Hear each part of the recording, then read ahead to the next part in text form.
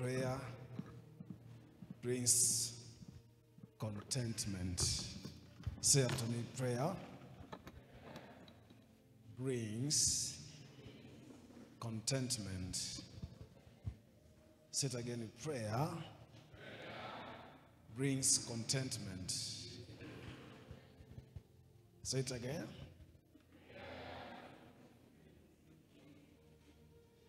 Prayer brings contentment. Say it.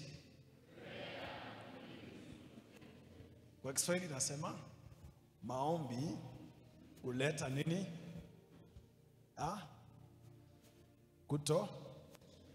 Kutosheka. Contentment, kutosheka. Kutosheka. I think this is what every believer is looking for. Contentment in life. Kutosheka katika maisha. Most of us, if not all of us, are looking forward for contentment. Even many things ambazo tunafanya, we're going to church, our working, our strive every day. Many are looking to be contented. Amen. But I want to present to you, as the Lord spoke to me today, that it is time now we know and begin to invest in prayer. Because prayer is everything about a Christian. Maisha ya Mkristo yote,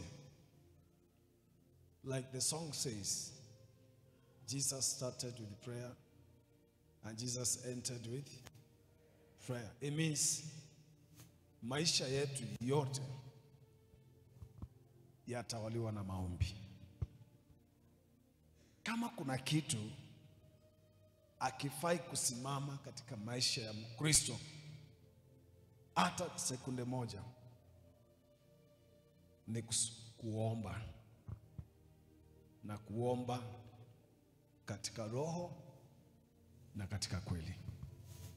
Bwana Yesu asifiwe. Kusoma neno inaweza kuwa ina muda wake. Kuimba inaweza kuwa ina muda wake. Kufanya hili na hili inaweza kuwa na muda wake. But prayer is supposed to be all the time. Na nataka uanze kuona maombi kwa njia tofauti, kwa sababu watu wengi wanaposikia tunaambiwa na neno tuombe, wengi huchukulia maombi kama ni punishment. Ni jambo ambalo linaumiza, jambo ambalo linaharibu muda, wakati, lina sacrifice. It is true that maombi ina sacrifice. Lakini I want you to understand, kama wewe unatafuta kutosheka kwa maisha, kutosheka kule kuzuri kunatokana na maombi. Alafu inasemwa ifanywe kila wakati, kila saa, kila siku, so that you and I can remain contented all the time. Bwana Yesu asifiwe. Hallelujah. This message unaweza kuita call to pray. Call to pray. Is a calling from God. Kulingana na vile Mungu ameninenea kuhusu this word, anaita watu warudi kwa misingi. Kumbe maombi ndio msingi wa Ukristo. Amen. Amen. Maombi ndio msingi dhabiti unaoweza kusimamisha Ukristo.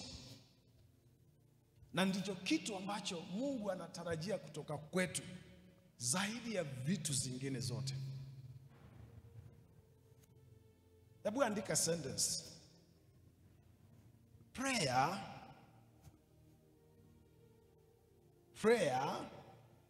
unaandika, is what God expects of us. Prayer is what God expects of us all the time, as He wills. Kwa Kiswahili, maombi ndiyo kitu Mungu anatarajia kutoka kwetu kila wakati, kama vile anavyotamani iwe. So, ukikaa chini hapo, nataka utoke na hii message today. Kuna wito unaitanwa mbinguni. Na wito huu unasema, tunaonekana sisi wa Kristo tukijaribu mambo mengi, kufanya haya, tukifanya yale, tunakimbia hapa, tunaongea, tunapasa sauti, tunapiga kelele, tunafanya haya, muradi tupate kutosheka. Lakini sauti ya Mungu inasema, go and tell my people to go back to the roots, to go back to where they are supposed to be, and this is on their knees, praying all the time. Bwana Yesu asifiwe. Kumbe ndio nikajua Mkristo ambaye anaomba ni Mkristo ambaye anaishi na Mungu. Hata tunaimbanga tunasema, wenye baraka wale waombao, wenye baraka wale waombao, wenye baraka wale waombao, na Yesu mwenyewe alisema, prayer is the key.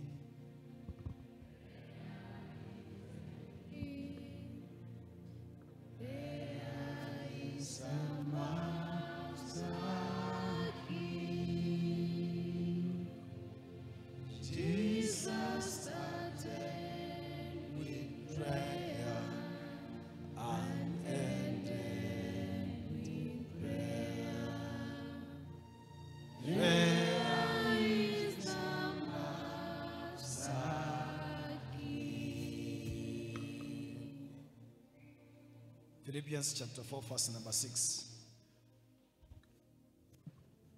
Wa Filipi 4 mstari wa 6. Nataka kuomba. Mtu aseme nataka kuomba. Mwingine aseme nitaomba. Be anxious of nothing. Philippians 4 verse 6. Be anxious of nothing, but in everything be by prayer and supplication with thanksgiving, let your request be known to God. And the peace of God, which surpasses all understanding, will guard your hearts and mind through Christ Jesus. Musikuwe na hofu kwa lolote, lakini katika kuomba kwa shukran, mahitaji yenu yajulikane kwa Mungu. Unaona, hii ni wito Kristo kupitia mtumishi wake Paulo kwa barua hii. Anasema, maana mnatafuta kutosheka katika maisha, msifadhaike, lakini rudini wapi? Kwa maombi. Mrudi wapi? Mrudi wapi? Kwa maombi.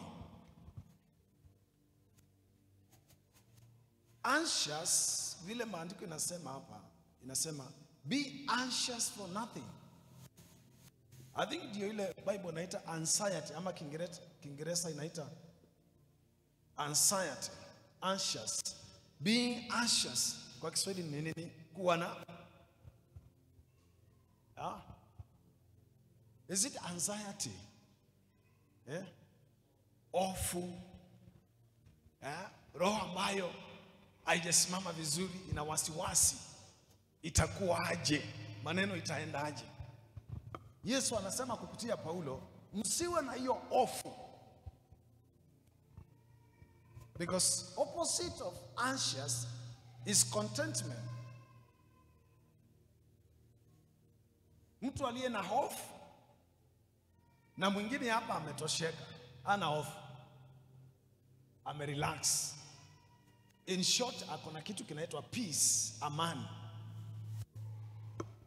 Walio na hofu hawana amani, because wana maswali mengi ambao yanapita kwa akili zao. Hawana amani. Itakuwa aje? Kutaenda aje? What will happen? So that is an anxious heart. Lakini opposite yake ni mtu aliyetosheka, aliye na peace, amani, ama ile Bible inaita rest. In Hebrews 4:3, ana rest, amepumzika katika ahadi za Mungu.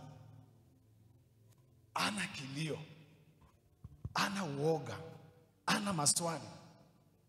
So the calling of God today is this: let the church and my children don't be afraid, don't be anxious, msiwe na hofu. Na ndiyo hofu msiwe nayo, rudini kwa nini? Kwa maombi. Ndiyo hofu iishe, rudini kwa maombi. Because mkienda kwa maombi ni njia moja ya kutembelea Mungu. The moment unaanza kuomba, thank you Jesus, thank you Jesus, I am here Lord, your will be done, thank you for your promises. Unaposema maneno haya kwa moyo ama kwa kinywa, huwa unaanza safari kuenda mahali Mungu yuko. Amen.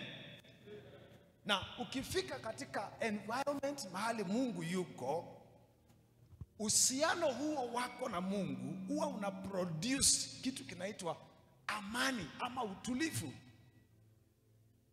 Sijui kama ushasikia mtu akisema, nasikia mambo ni mabaya katika spirit, nahitaji kuomba, nahitaji kwenda mlimani, nahitaji kutake some 3 hours prayer. Alafu akiingia kwa maombi, akitoka anatoka ni kama what has happened? Amani. It tells you wakati unaishi maombi ni njia moja ya kuenda mahali Mungu yuko, na pia ni njia moja ya kukaa na Mungu pamoja naye. Bwana sifiwe. Now, environment hiyo ambayo Mkristo na Mungu anakaa pamoja ina produce automatically peace. Ndio maana maandiko yanasema nayo amani and the peace of God ambayo inapita kuelewa kwa mwanadamu itatawala mioyo yenu na akili zenu katika Kristo. So this is the blessing number 1 that we receive when we become people of prayer. The blessing number 1 of a prayer man, prayer woman, is peace. Not money, not property, no. The first blessing, gift you receive from God is what? Peace.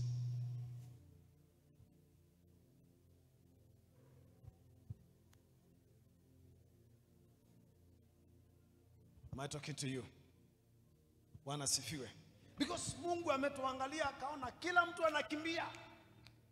Hata saa hii tumekaa hapo, usifikiri ni watu wote wanasikiza message.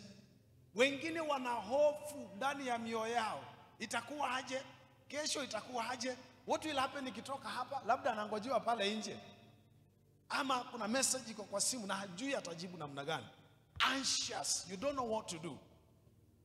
Let me tell you, some of this problem can be solved if you go to your knees and talk to your Father. If you go to your knees and talk to your father, first blessing you receive is a peace of heart. And let me tell you, amani ya moyo ni baraka kubwa sana kuliko mali ionekanao na macho. Bwana asifiwe. Because kuna watu wana mali dunia hii lakini hawana nini? Hawana amani. That's why Yesu unasikia akisema amani ninayowapatia si kama vile dunia inawapatia. Bwana asifiwe. Because unaweza kuwa umezaliwa kwa family ambayo iko na watu viongozi, maybe wa society, community, serikali, lakini kuzaliwa kwa ile boma ikawa hata hakuna amani. Bwana asifiwe. Lakini aliye karibu na Kristo Yesu, uhusiano wake na Mungu automatically una produce amani. Glory to Jesus Christ. Bwana asifiwe. That is why lazima tuwe watu wa maombi. Na si maombi ya kuomba tu, lakini maombi ya imani. Mtu anayeomba kwa imani ni mtu ambaye anaomba akijua nikiwa nawe,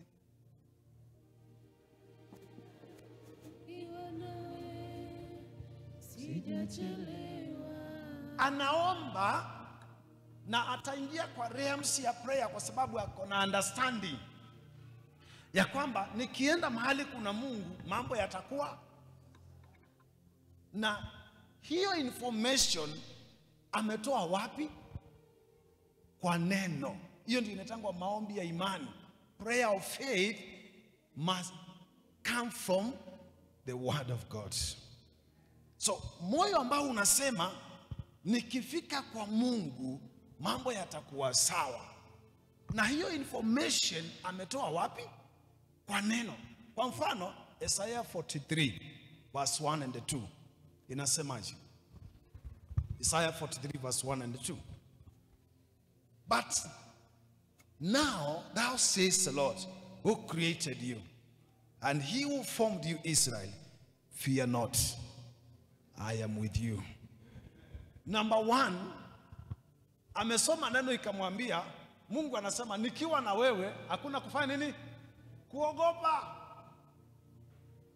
Fear not because I am with you. So the reason why tunaomba na tunaishi maombi, maisha ya maombi ni kwa sababu najua nikiwa ndani ya Kristo kitu kimoja, hakuna nini? Uoga. It means mambo yote sawa sawa. Mambo sawa sawa.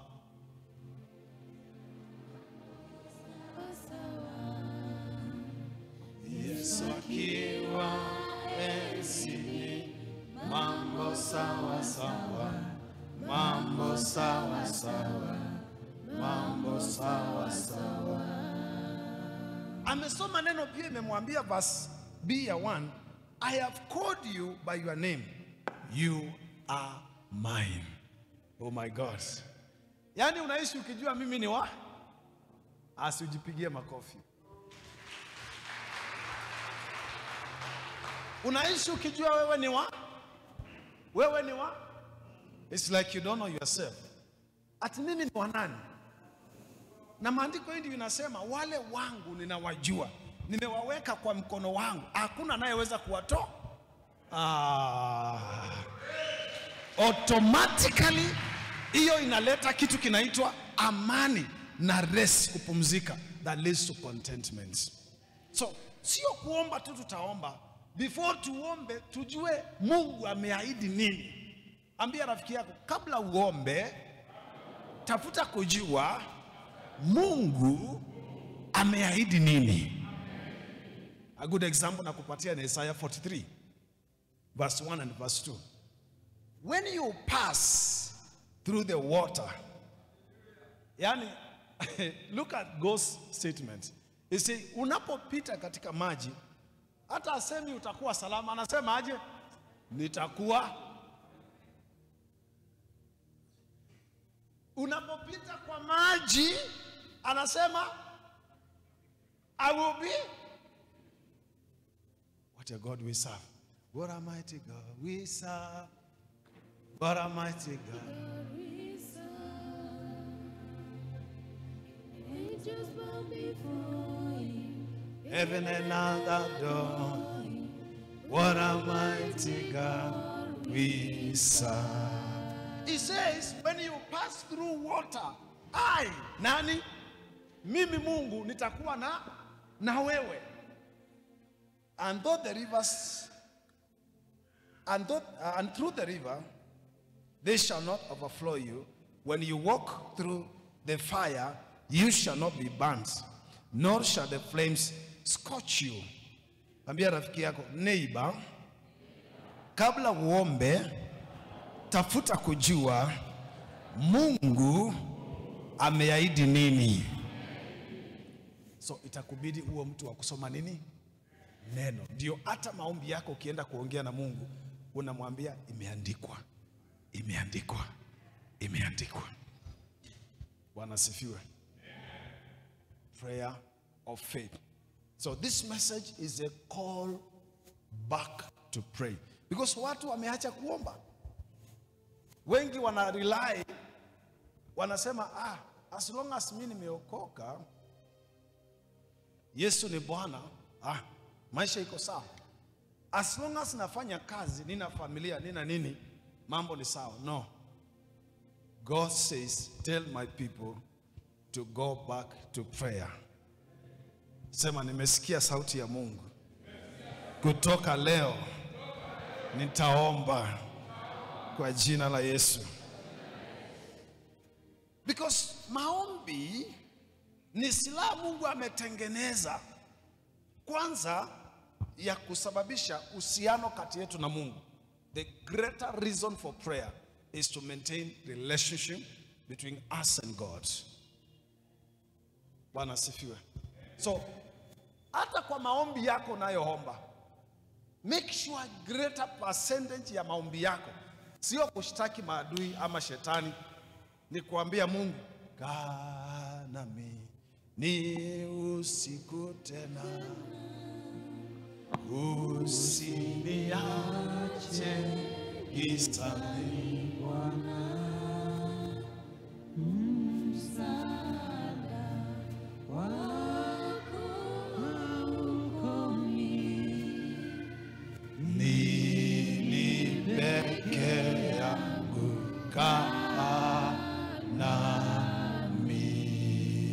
Make sure greater percentage ya maombi yako ni kuambia Mungu, usiondoke kwa hii maeneo Jehova.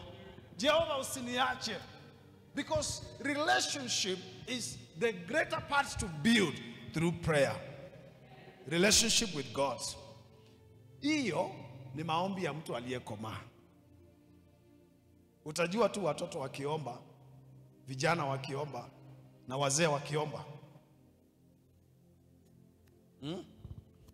Watoto saa yote tu nisamee saa yote maana they deal on that whatever.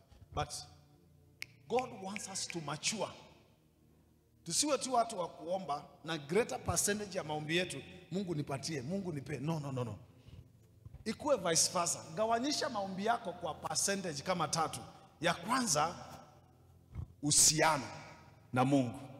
Na hiyo ichukue muda ule mrefu kabisa katika maombi yako. Hata ukimaliza kumwambia Mungu, ishi na mimi, kaa na mimi, tembea na mimi, endelea kumuita Jesus. Jesus. Jesus. Thank you, Lord. Thank you, Father. That is also a way of telling him, don't go from me, Lord. I need you. I'm nothing without you. Bwana sifiwe. Hata wakati ule umeomba, umemaliza kumwambia what you are telling him, continue to tell him in your heart, Jesus. Oh, how I love you, Jesus. Oh, how I love you, Jesus.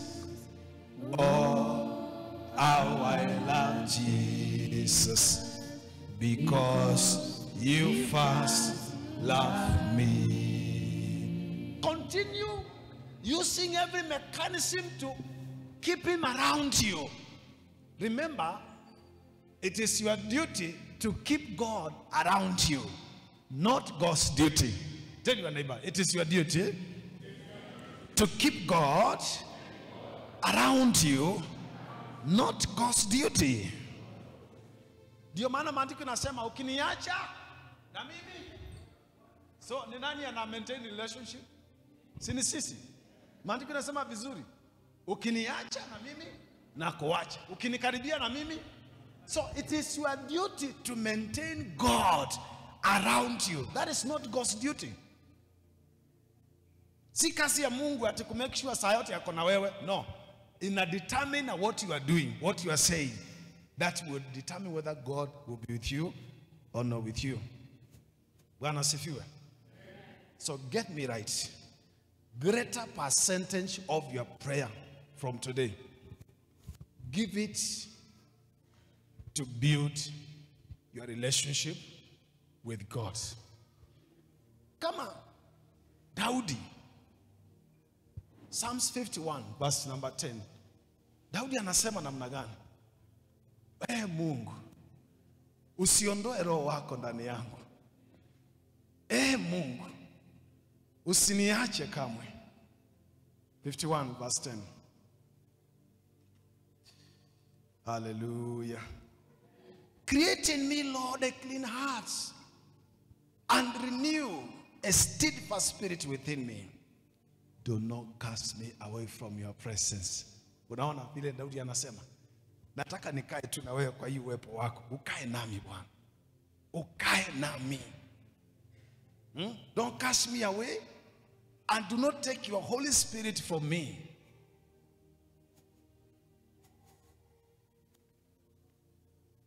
Kaa nami.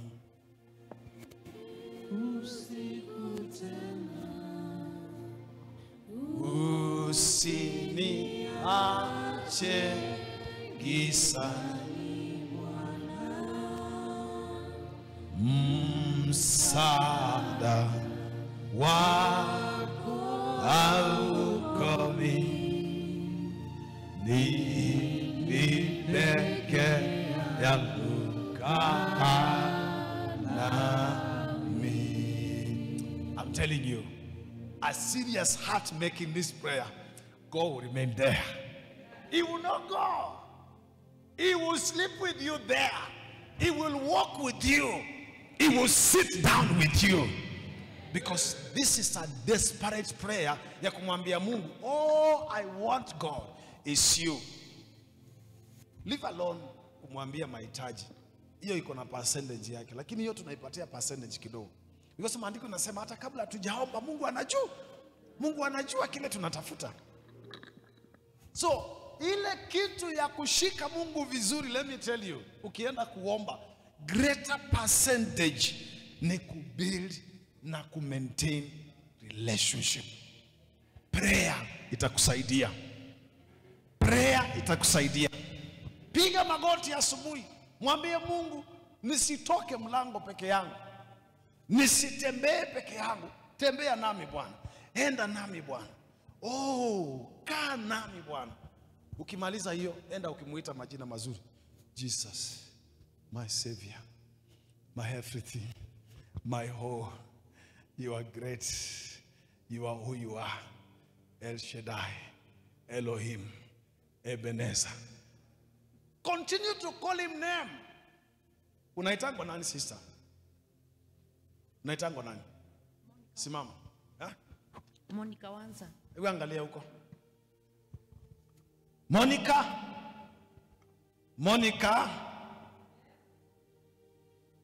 Aushi ningekuwa wewe ningeuka pia niangalie kule jina inaitana. Monica. So, unaona nikiita jina yake anafanyaje? Anageuka. Anaangalia.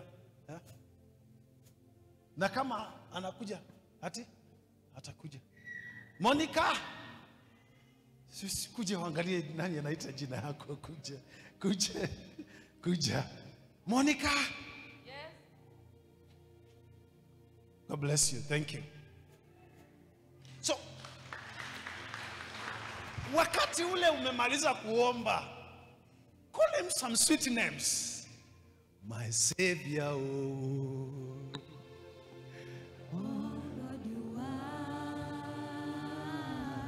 my healer,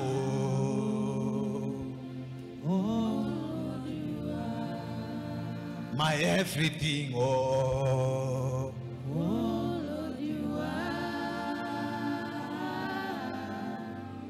Healer, oh. Oh God, you are. Call him names. Hata ukiwa kwa usingizi, call him names. Sometimes when I'm not praying, I just sit down. I sit down. Na siombi na sifanyi kitu, but na kaa chini tu. I just sit down. And sometimes I may cover my head and sit down. And I'm there, I can sit for 3 hours. Call him names. Because not every time you'll be there, in the name of Jesus, in the name of Jesus, oh God, oh in the name of... No, sometimes you relax. But when you relax, remember to maintain him where? There, by prayer. Call him good names. Hataenda mahali, hata remain hapo. Namwimbia tu wimbo. Yeah, yes. Yes, Lord. Liko nitoa ni mbali Bwana. Kama si wewe ningekuwa wapi? Maadui. Jesus is Lord. Bwana sifiwe. Maintenance of relationship.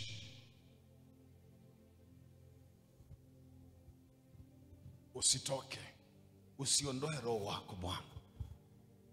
Usiniache. Tunapoenda kuomba, greater percentage, ndio Mungu ajue umekomaa. Usiwe mtoto wa kiroho. Watoto wa kiroho wataenda kwa prayer kumuuliza Mungu vitu zile wanataka. Nipe sweet, nipe sweet yogurt, nipe hii. Na akipatiwa yogurt atanyamaza. Lakini a father ataendelea kumuita names.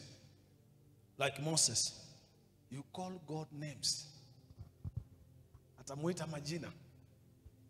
Because he's a mature Christian. Call him good names. Bless him. Hallelujah. Bwana sifiwe.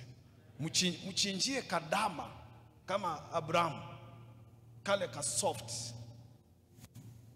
kama kawimbo katamu. Abraham alisimama akachukua ile ka ng'ombe katenda akachinja hiyo. Mungu akule ndio asitoke hapo. Bwana sifiwe. Sing a song to him. You tell him, you know what? I give you my life. All the days of my life, Lord, I will live for you. Give me grace. Anakaa hapo akisikia vile unasema. Call to prayer. Number 2, maombi is a tool Mungu ametengeneza kwetu sisi wa Kristo ya kucorrect. Sema kucorrect kile kibaya. Sema maombi ni silaha Mungu ametengeneza ya kurekebisha kile kibaya.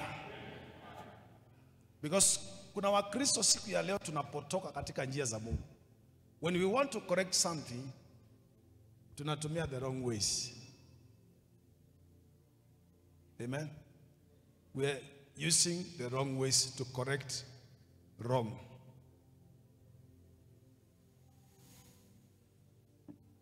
Like, I'll tell you what God showed me today.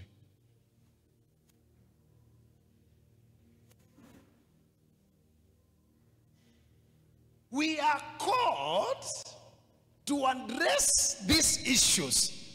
Some of them, ambazo maybe ukiangalia uone hii, hata nikisema neno inaweza chukua muda kurekebika ama sitaeleweka. I can use wisdom. I'll take it to God by prayer. God will correct it in Jesus' mighty name. Bwana sifiwe. Because kwa Mungu kuna uwezo wa kurekebisha. Tukienda kwa Mungu tumulilie na tuombe, kile kimewekwa vibaya, kimetengenezwa kinyume, Mungu atarekebisha. Bwana sifiwe. I was looking at the story of the church in Acts of the Apostle, chapter number 12. Look at what the Bible says. Acts 12. Wakati mtumishi wa Mungu Petero alishikwa akaekwa korokoroni. How did the church go about the issue of Peter? Walifanya aje? Unaanza mstari wa 5. Peter was therefore kept in prison. Mtumishi wa Mungu aliyekwa wapi? Korokoroni. Lakini the Bible says, but constant prayer was offered to God for him by the church. Hii ndio sheria ama tool tumepewa na Mungu ya kurekebisha kile kinaenda vibaya. Munaenda kwa Mungu mnamwambia, oh, no way Father, no way. No way Lord, haiwezekani Mungu. Nyosha Baba wa mbinguni, nyosha mkono wako, watu waone, walisifu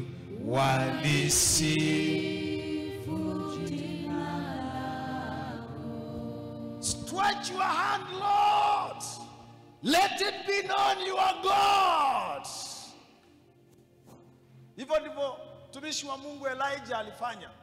Wakati walileta vituko mingi, wanataka kusema ati Baali ndiye Mungu, Baali ndiye anafaa kuabudiwa, alisema kujeni hapa niwaonyeshe. I will correct this wrong doctrine. John hapa alifanya nini? He prayed. Akasema, today Father, let it be known that you are God and that you are the true God. Na sio hivyo tu pekee, na mimi pia ni mtumishi wako. Maandiko yanasema aje? Moto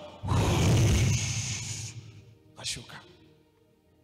We correct wrong by prayer. This is the greatest tool. Kuna vitu zingine hata ukiambia rafiki yako hata kusikia vizuri, lakini beba yeye kwa maombi kwa Mungu. Mwambie Jehova, huyu mtu napenda yeye, lakini hii kitu shetani anafanya sitaki kuona, badilisha. It will be changed. Itabadilika kwa jina la Yesu. Maandiko yanasema kanisa iliomba. Petero akiwa ameshikwa, huo usiku malaika wakashuka gerezani. Milango yote, minyororo yote, Petero akatoka. Hawakupiga kelele ya maneno, but walienda mbele ya Mungu aliye na uwezo. Wakamwambia Mungu, no way, this must come to end. Wakati wanafunzi in Acts of the Apostles, I believe chapter number 4, they were threatened. Now a lot of stories after Peter waliponya, Mungu aliwatumia kuponya ule kiwete. Look here.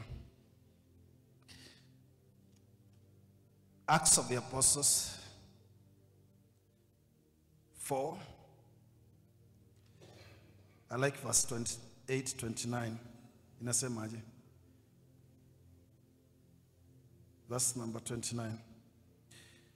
Whatever unto your purpose determined before God. The Bible says, verse 27, Acts 4:27. For truly against your holy servant Jesus, whom you have anointed, both Herod and Pontius Pilate, with Gentiles, Verse 28, to do whatever your hand has purposed determined before to be done. Now, Lord, look on their threats, verse number 29, and grant to your servants that this with boldness they may speak your word by stretching your hand to heal, and the signs and wonders be done through the name of your Son Jesus Christ. Wakati walithreateniwa mitume walituonyesha how to correct that wrong. Hawakubishana na wale watetezi wao ama kuwatukana ama kuongea vibaya. Amen. Walifanya nini? Walienda kwa maombi, wakamwambia Mungu, oh Lord, look at them. Look at that word. Look at. This is powerful. Verse 29. Now, look on their threats. Angalia hii kitendo Mungu kinakuja kinyume yetu. Angalia decree ambayo imefanywa. It's like Daniel in Daniel chapter 6 Ukisoma all the way verse 10 downwards, Daniel chapter 6, walienda kumsinzia Danieli katika utaratibu wake wa maombi, wakainua Mungu wao. Magovernors walienda kwa mfalme wakasema, kuanzia leo mfalme, pitisha sheria kwamba kila mtu lazima aabudu Mungu hii sanamu ambayo umesimamisha. Because walikuwa wanataka kukamata Danieli. Walijua huyu ni mtu anapenda Mungu. Napenda mstari uko pale chini unasema, Danieli alipojua. Sema alipojua. Sema nitakapojua. Nitakapoona. Danieli alipojua kile wamesema. The Bible says alienda kwa prayer room. Hakuenda kwa jirani kuuliza jirani, umesikia ile habari? Unaona tutafanya aje? What? No. Like vile tunafanyanga siku hizi, mambo ikiharibika, the first person you think about is your friend. You want to hear, to share with people. Na wengine mnashare nao badala ya kusaidie, njia Mungu anakupotosha zaidi. Wengine nakwambia enda kwa mganga, wengine nakwambia tafuta kanisa ingine, wengine nakwambia wacha huyo rafiki. Breaking relationship is not solution to that problem. Prayer can solve it. Prayer can rectify that. Tuseme amen. Prayer can change it. Maandiko nasema Danieli alipojua vile wamesema, kaenda kawaida kwa maombi. He prayed. No matter what happened, hata kama walimsinzia wakakuja kuchukua Danieli wakamweka kwa shimo ya simba, maandiko nasema naye akifika chini alifika na malaika. Vile Mungu ameahidi Isaiah 43 verse 1 and 2. Ndio maana nilikuambia kabla uende maombi, soma neno, uelewe neno vizuri, because hiyo ahadi ya Mungu ndio itakupatia amani na courage na utulivu katika maombi na after maombi. Soma neno, ambia mtu soma neno. Alifika chini ya shimo na malaika wakafunga midomo yote ya simba. In fact simba walikaribisha Danieli. Baka asubuhi mfalme anakuja anamuuliza, Danieli mtumishi wa Mungu, niko salama, mfalme uishi milele. Wale wote walitupa Danieli hapo. The first thing mfalme alifanya, wale wote walitupa Danieli, aliamrisha wote wafanye nini? In fact hao, maandiko nasema hata hakuna aliyefika chini. Walimaliziwa hapa juu na simba. Prayer can do what nothing else cannot do. Tell your neighbor, go and pray. Tell your neighbor, go and pray. Na ukiomba, usiombe against someone. Don't pray against somebody, because sisi hatunanga maadui. Hatujaruhusiwa hivyo. Amen. So maneno vizuri inasema, look at their act. We punish the act. The apostle, Acts 4:29 inasema, oh Lord, look at the act. Angalia hiki kitendo, because anaposema kitendo ana refer to the spirit behind the kitendo, sio wale wanatenda ile kitendo. Sisi hatuna shughuli na wale wanafanya hiyo, but we have an issue with the act. We will take this act to God. It is God to decide how to handle the matter. Amen. Tell your neighbor, it is God to decide how to handle the matter. Because look at here, wakati wa mitume, how did God handle the matter? Wale walikuwa wanapiga these people. Hata wale waliwekanishwa na Paulo na Sila kwa Gereza, Acts 16. Some of them gave their life to Jesus. He saved them through the same gospel walikuwa wanapigana nayo. Lakini wakati wa Danieli, waliotupa Danieli waliwekwa kwa zile simba. Lakini uzuri, mfalme akadeclare kutoka leo, akasema from today tutaabudu Mungu wa nani? Mungu wa nani? Yesu makofi mazuri sana. So chako ni kuripoti hiyo act ambayo unataka kucorrect. Leave it to God to decide how to do it. But I will tell it to God. I will not be quiet too. No, I will mention it before God. I will mention it before God. Bwana asifiwe. The Bible says, look at this act, O Lord. But about the actors, I'll leave it to God. Maybe God designed this to save them, to deliver them. Or maybe God designed this to punish them. Look at the scenario of Elijah and learn from this. Leave it to God. Tell your neighbor, leave it to God. But report the action. But the actors, leave them to God. So I don't teach you to go around praying against those who abuse you. No. But that abuse, I'll report it to God. But about those who abuse me, I have no business with them. Maybe tomorrow, they'll be my greatest friends. But if God chooses to judge otherwise, let his name be glorified. But I will report it to God. That is what you are allowed to do.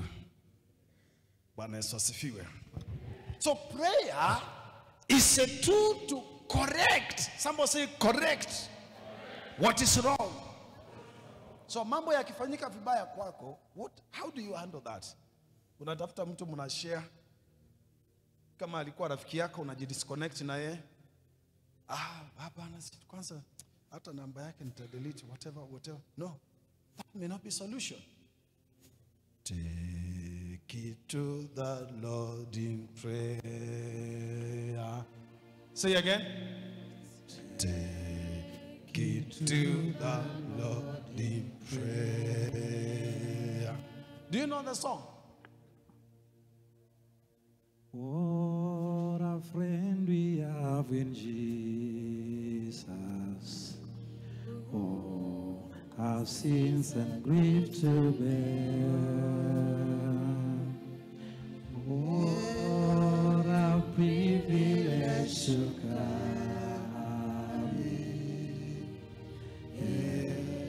everything to God in prayer. Everything to God in prayer. Thank you, Lord. La, la, la. Peace we offer faith. Oh, what needless pain we bear. Oh, because we do not carry. Take it to the Lord in prayer.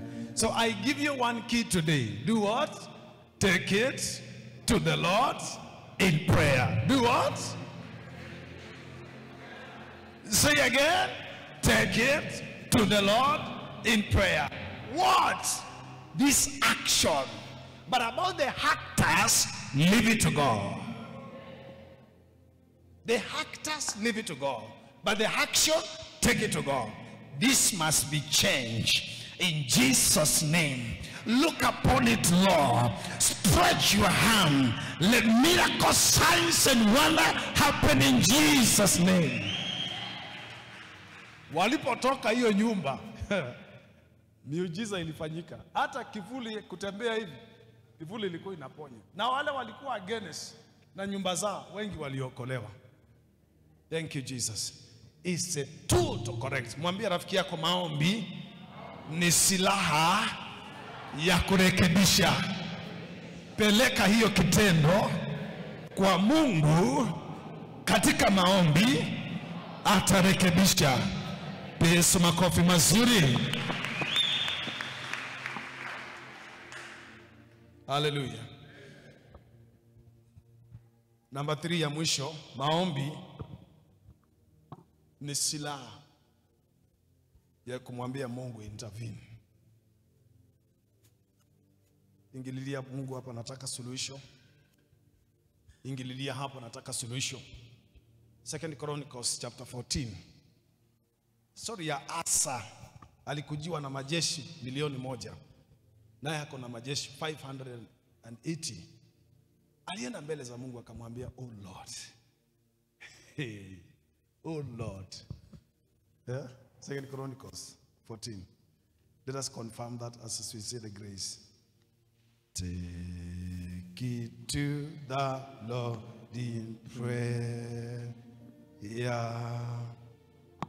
La, la, la, la. Of and for faith. Oh, Yeah. what needless pain we bear. Oh, because we do not carry. Take it to the Lord in prayer. So Asa went out against him, and they set the troops in the battle array in the valley of Zephada at the Maresha. And Asa cried to the Lord. Unaona, watumishi wa Mungu waliotutangulia, the secret wanatufundisha, cry to the Lord. Do what? Do what? Do what? Kwa Kiswahili, mlilie Bwana. Sema tena. Usiwe na hofu na mambo na vitu. Wewe fanya nini? Amka usiku, mwaga machozi mbele ya Mungu. Mwambie Mungu kama Asa vile alisema. Alisemaje? Akasema, and say to the Lord, it is nothing for you to help, whether with many or with those who have no power.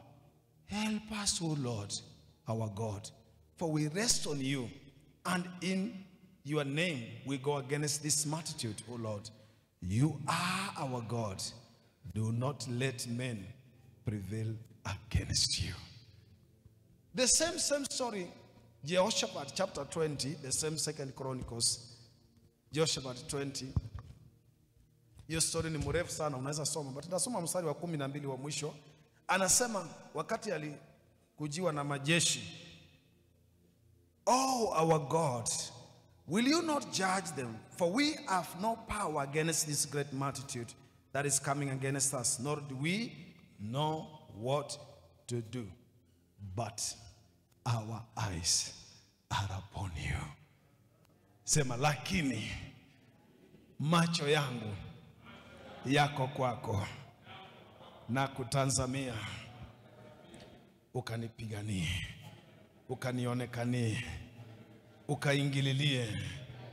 Intervene, O Lord.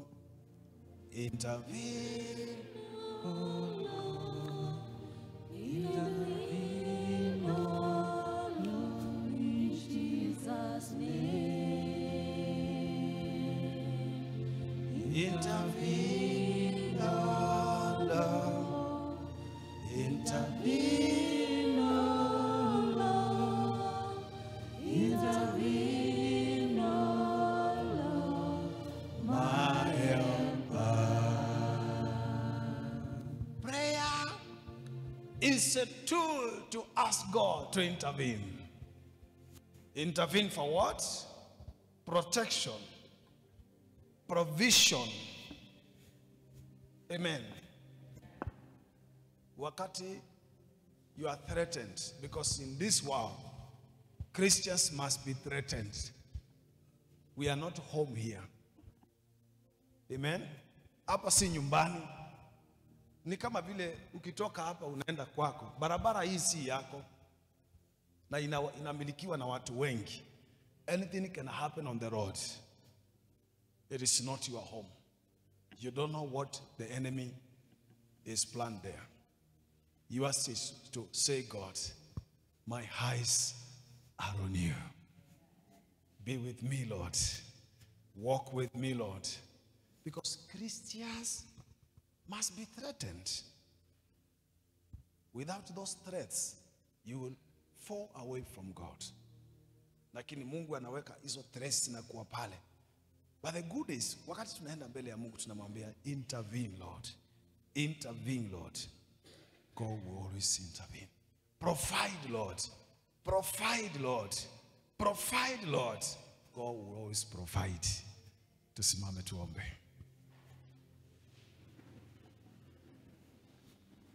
Bwana Yesu asifiwe. Na kurudisha mahali tulianza, Philippians 4 verse number 6.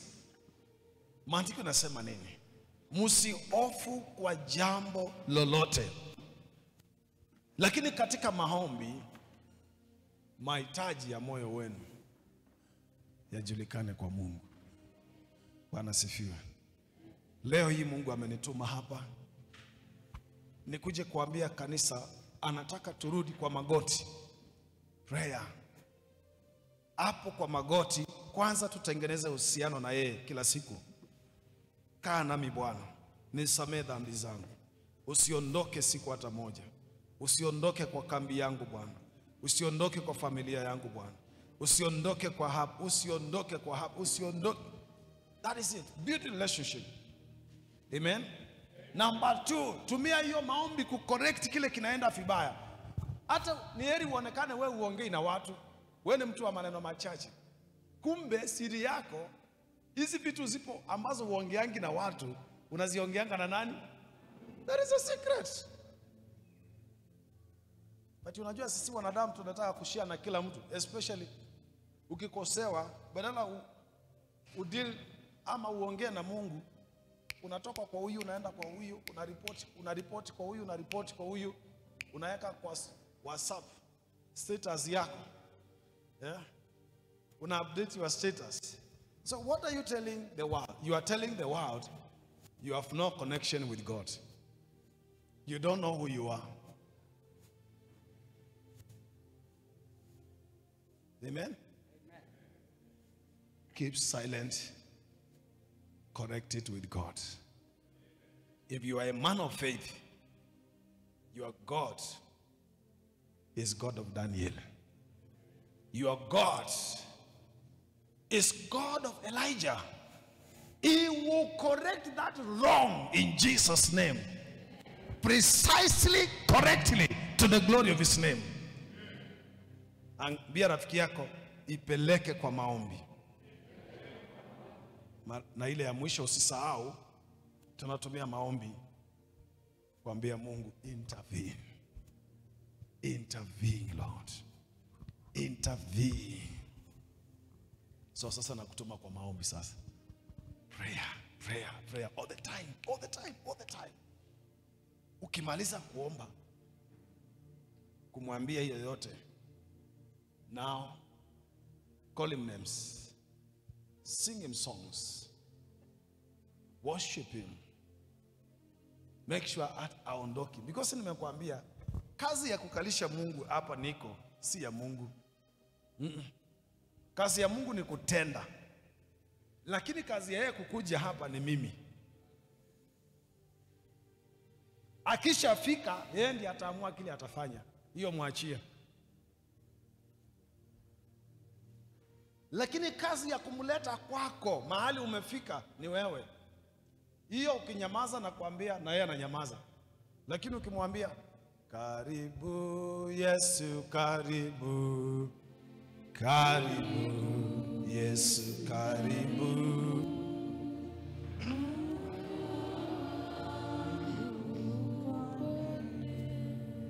karibu Yesu, karibu, karibu Yesu, karibu, karibu Yesu, karibu,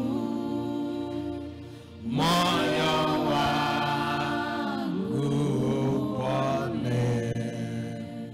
Enda utry hii secret, kesho utaamka na testimony.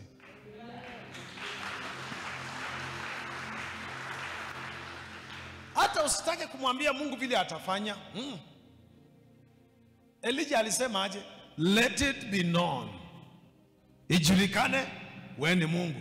Vile atafanya ijulikane, waachia yeye. Bwana asifiwe. Wewe mlete hapo. Mwambie hiyo kitu nataka kuona corrected. Mwambie intervene. Leave it to him. Is Lord. Is Lord. Is Lord. He has risen from the dead. Is Lord. Every knee shall bow, every tongue confess that Jesus Christ is Lord. Hiyo biti ya haraka. Yes.